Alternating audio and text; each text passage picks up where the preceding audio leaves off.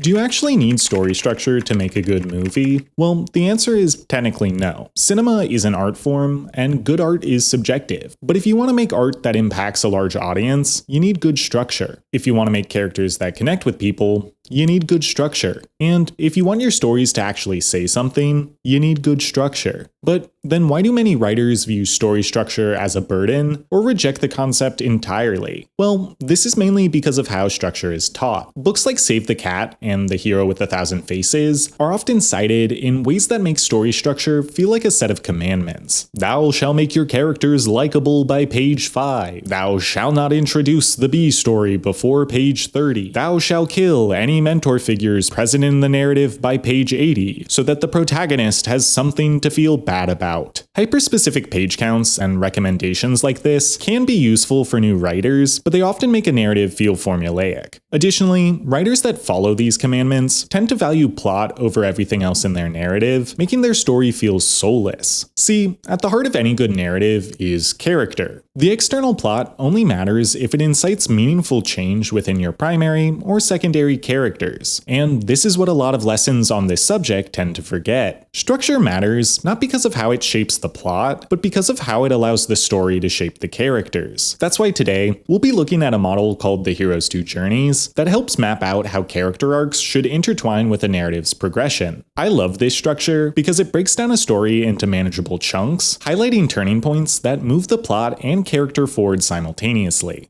We'll be breaking down these 3 movies and exploring how this structure can make writing easier without being restrictive or prescriptive. And speaking of prescriptions, let's talk about today's sponsor, ZocDoc. Just like how staring at a blank page can be overwhelming, trying to book an appointment or find a new doctor without help can feel like too much to handle. Where are you even supposed to begin? I can't tell you the amount of times I've stayed up late looking at different doctors, trying to figure out if they have availability and whether or not they're any good. Then, right as I think I've found someone perfect, I realize they're not in network, meaning my insurance won't cover the appointment. I'm right back to where I started, feeling frustrated on top of everything else. But that's the beauty of ZocDoc. ZocDoc is a free website where you can search and compare high-quality in-network doctors, choose the right one for your needs, and click to instantly book an appointment. From primary care to dentistry, eye care, skin care, and nearly everything in between. ZocDoc makes it easy to book in-network appointments with more than 100,000 healthcare providers. With ZocDoc, you can filter for doctors by insurance, location, and specialties, and see reviews by verified patients so you can choose the best, most convenient care for you. ZocDoc shows up-to-date availability, allowing you to book a visit instantly, choosing a time that works for you without having to talk to anyone. Plus, ZocDoc helps you get appointments fast, and you can even score same-day appointments. No need to call doctor's offices and wait on hold either. ZocDoc lets you do everything online. Stop waiting, stop guessing, and start getting the care you need. Go to ZocDoc.com/thewritersblock to find and instantly book a top-rated doctor today.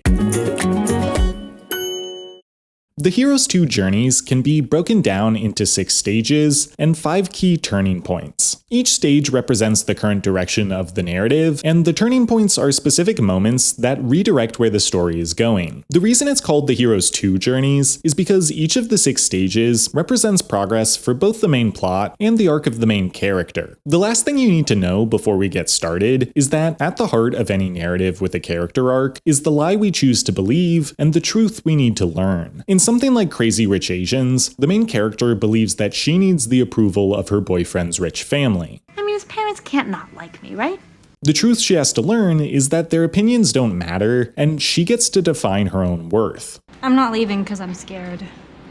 Or because I think I'm not enough. You might also hear this referred to as a want versus need. In Freaky Friday, the 2 main characters want to go back to the way things were before, both before they switched bodies and before they lost their father and husband. What they need is to understand one another on a deeper level and move forward with their lives. Michael Haig, who coined this story structure, uses the terms identity versus essence. That works well for a lot of narratives, but it can get confusing when talking about narratives that don't focus on character psychology. Whatever terminology you use, the point is simple. Characters, or the world around them, should start off in a negative status quo, and they work towards a positive status quo by the end of the narrative. So, with that in mind, let's jump into stage 1. From a plot perspective, Stage 1 is all about exposition. Where does your story take place? Who are the characters? What problems are they currently facing? This is where you set up what normal means in your narrative, so that when the plot kicks into gear, the adventure and conflict feels more significant. From a character perspective, your protagonist is likely fully on board with the lie they choose to believe, either because they truly believe it themselves, or they're afraid to hope for something better. In The Greatest Showman, after establishing the general setting, we meet a young Barnum and see just how badly the rich treat the poor. Stay away from my daughter. Barnum, however, takes the wrong lesson from this. Not only does he seek the approval of bad people, he also believes that wealth is what defines a person's worth. In Creed, we learn that Adonis is the illegitimate son of Apollo Creed, who was adopted by Apollo's wife after he died. Despite having a good job and plenty of money, he has a chip on his shoulder and is always getting into fights. The lie Donnie believes is that he always needs to prove himself and that he isn't worthy of the Creed legacy. He assumes that everyone else doubts him, but really, he doubts himself because he's afraid he can't live up to Apollo's legacy. Finally, in Elf, we establish that Santa accidentally kidnapped Buddy the Human, and that Buddy now lives in the North Pole. Where things get tricky is the lie he chooses to believe. See, even though Buddy is the main character, he doesn't actually have a character arc. Buddy doesn't change throughout the narrative, but thanks to his Christmas spirit, the people around him do. This change is mainly represented by Walter, and the lie he believes is that Christmas spirit is stupid and that sharing your emotions is dumb. I love you. Okay. In terms of plot, Stage 2 is all about a new situation. The main plot hasn't actually begun, but the catalyst for that plot has been introduced. This might be the arrival of a new character, the announcement of an opportunity, or a sudden change in a character's circumstance. This stage is like watching a lit stick of dynamite with a long string. We know something major is about to happen, but it hasn't happened yet. This is where writers tend to build anticipation and excitement for what may come later in the narrative. From a character perspective, this is where your dynamic character first glimpses the truth they need to learn. If your character starts off fairly active, then this stage is generally focused on yearning. Think Luke Skywalker yearning for adventure and a greater purpose. If your character starts off somewhat passive, then this stage tends to be all about denial. Think Jyn Erso refusing to help the rebellion. For my musical theater nerds, this is where you normally get the I Want song. There will be a revolution in this century, and to me. Now, the key turning point that takes us between Stage 1 and Stage 2 is the inciting incident. It's the moment where you light the string attached to your dynamite. In The Greatest Showman, the inciting incident is when Barnum gets fired. You're all dismissed. During Stage 2 of this movie, we see that Barnum yearns to give his family a better life, and that he's getting closer to the idea of starting a circus. In terms of his character arc, he's glimpsing the fact that the people you love are what really matters in life, but he's still using money and success as his metric for validation. In Creed, the inciting incident is when Donnie gets knocked down in a sparring match. Whether he wants to admit it or not, this shows him that he can't do everything by himself. He needs a mentor figure, which is why he goes to Philadelphia to find Rocky. The fact that he goes looking for Rocky also shows that he's glimpsing the truth he needs to learn. He is worthy of the Creed legacy. In Elf, the inciting incident is when Buddy arrives in New York to get his father off the naughty list. Even though Buddy is already fully committed to the mission by this point, Walter is still resistant. Walter initially thinks Buddy is insane and denies the fact that Buddy is his son. He glimpses a life full of Christmas spirit, but isn't ready to embrace it. From a character perspective, Stage 3 is when your dynamic character starts actively getting closer to the truth they need to learn. But with one big caveat, they're still holding on to the lie they believe. They begin embracing the future, but aren't willing to let go of the past. Basically, they're changing on the outside, but without meaningful change on the inside. Think Luke deciding to become a Jedi, but not believing in the Force.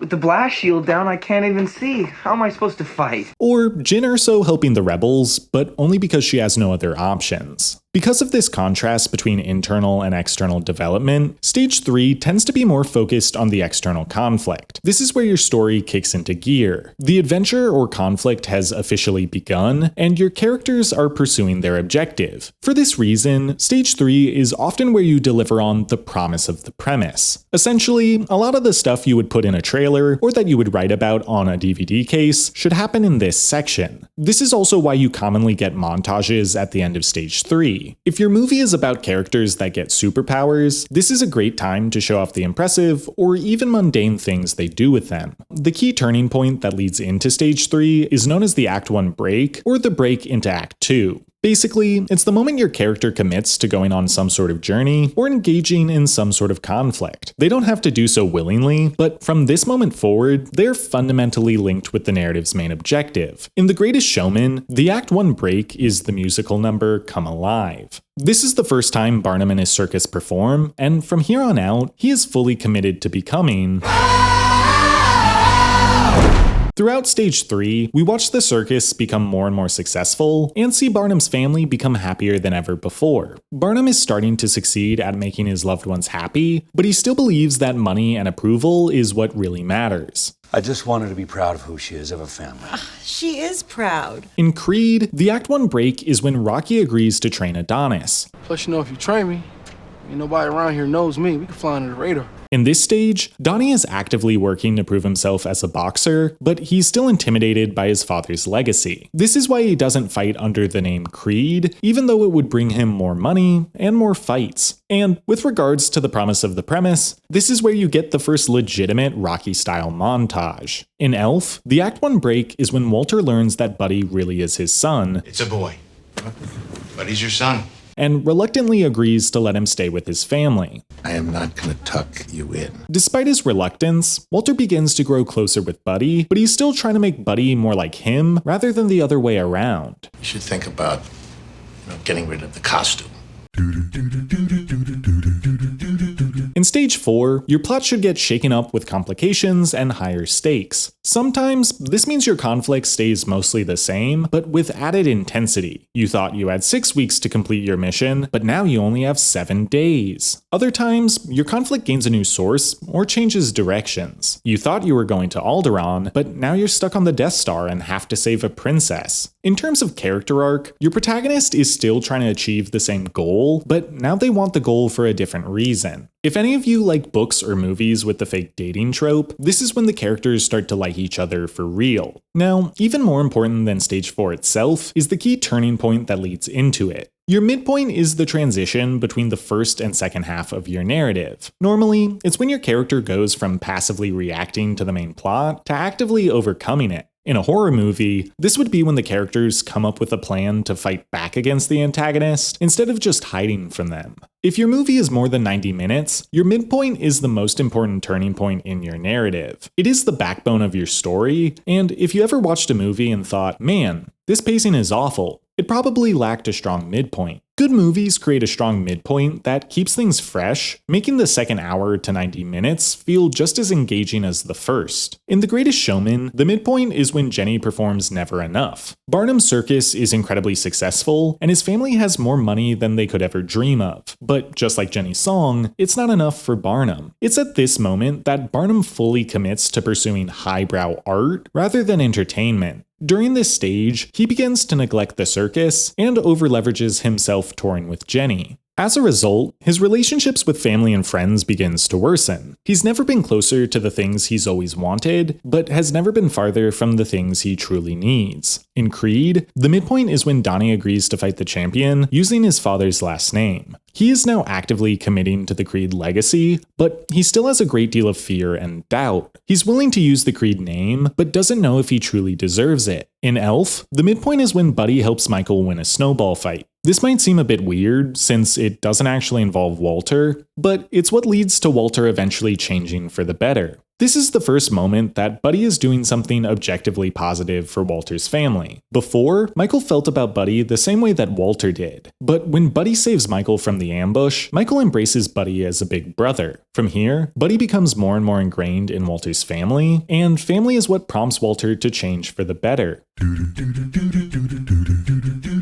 In In terms of character arc, Stage 5 is when your leads are at their most vulnerable. It's during this sequence that they reject the lie they believed and embrace the truth they need to learn. Stage 5 is where their character arc reaches its conclusion, and the remaining runtime simply affirms that this change was for the best. From a plot perspective, Stage 5 is what we think of as the finale. It might be the final fight in an action movie, the final competition in a sports movie, or racing to the airport in a rom-com. And unless your movie has a tragic ending, this sequence should show that your characters can only succeed because of their internal growth. The key turning point that leads into this sequence is called the major setback. Basically, something goes wrong and the characters feel like all is lost. This moment can sometimes be a single scene or an entire montage, but the important thing to remember is that it should unmask your dynamic character. It takes away any pretense and forces everyone else to see the character as they really are. Then, because that character has nothing to hide, they can move forward and decide who they really want to be. In The Greatest Showman, the major setback is when Jenny quits the tour and the circus burns to the ground. Suddenly, Barnum is left with no money and no family. He claimed to care most about his wife and children, but really, he had been fueled by ego and a need for validation. During Stage 5, he's forced to reevaluate everything he's been working for and realize that success doesn't mean anything if he can't share it with his friends and family. The finale sees him win back his wife and children and reopen the circus, both of which can only happen because he learned what really matters in life. In Creed, the major setback is when Rocky refuses chemo and claims that he doesn't view Donnie as family.